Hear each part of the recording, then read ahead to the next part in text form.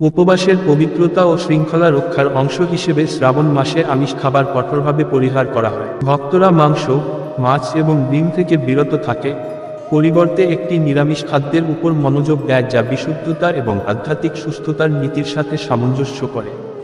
শাওয়াল মাস জুড়ে একটি সাধারণ খাদ্যের পরামর্শ দেওয়া হয়। পেঁয়াজ, রসুন এবং কিছু নিরামিষ খাবার খাওয়া উচিত নয়, কারণ তারা শরীরে তাপ উৎপন্ন করে বলে বিশ্বাস করা হয়, যা উপাসনার দিকে মনোনিবেশ করা থেকে মনকে বিভ্রান্ত করতে পারে। তাই এই মাসে খাবার খুব সাধারণ রাখতে হবে। অ্যালকোহল থেকে বিরত থাকুন। এই পবিত্র মাসে অ্যালকোহল সেবন করবেন না। আপনার খাবারকে পুষ্টিকর এবং ভরাট রাখতে আপনি বাকুইট চাপাতি বা প্যানকেক তৈরি করতে পারেন। সমুক চাল হলো এক ধরনের বাজরা যা হালকা এবং সহজপাচ্য। রোজা রাখার সময় এটি নিয়মিত ভাতের একটি ভালো বিকল্প। আপনি আলু এবং চীনাবাদামের মতো সবজির সাথে সমক ভাত ব্যবহার করে পোলাও বা খিচুড়ি তৈরি করতে পারেন।